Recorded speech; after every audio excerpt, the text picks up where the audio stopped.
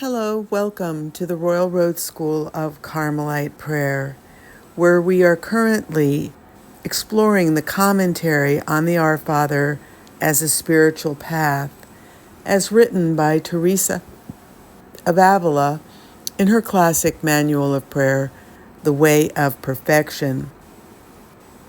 We've already taken a look in chapter 27 at what Teresa had to say about our Father, and today we turn our attention to Who Art in Heaven, which is explained by Teresa in both chapters 28 and 29, where she tells us how to get started in prayer, how to consider this truth, the prayer of recollection.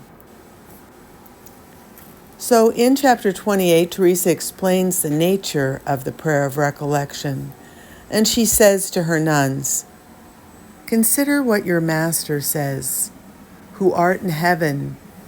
Do you think it is of little importance, sisters, to know what heaven is and where to seek your Father? Let me tell you that for wandering minds, it is very important not only to believe these truths, but to strive to understand them by experience. Doing this is one of the ways of greatly slowing down the mind and recollecting the soul. You already know that God is everywhere, and wherever God is, there is heaven. There is no need to go to heaven in order to speak with one's eternal Father or find delight in Him. Nor is there any need to shout. However softly we speak, He is near enough to hear us. All one need do is go into solitude and look at Him within oneself, and not turn away from so good a guest. With great humility, speak to Him as to a father. Beseech Him as you would a father. Tell Him about your trials. Ask Him for a remedy against them. Humility does not consist in refusing a favor the King offers, but rather in accepting it. The Lord is within us. It is there that we must be with Him.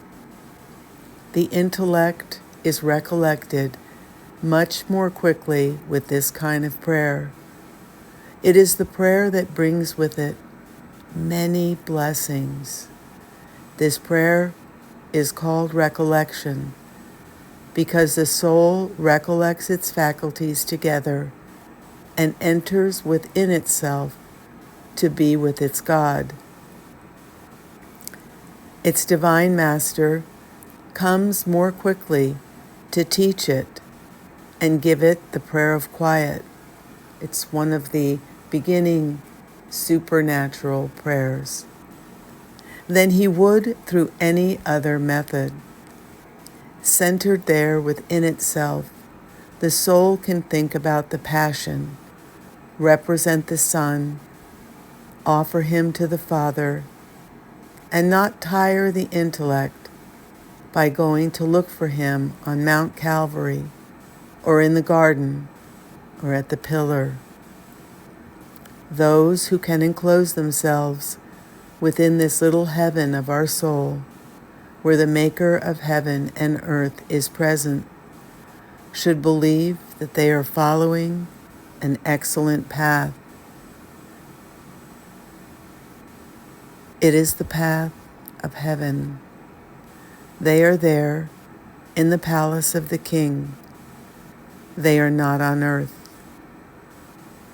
There is a withdrawing of the senses, the eyes close, so that the sight might be more awake to the things of the soul.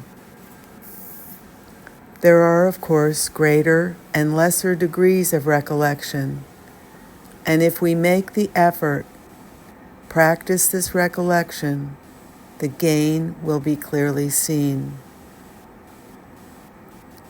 The fire of divine love is more quickly enkindled. The soul is alone with its God.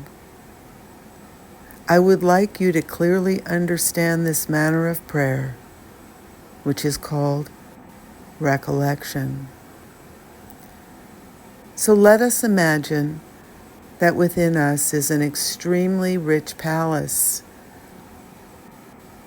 built entirely of gold and precious stones. Imagine too that you have a part to play for this palace to be so beautiful.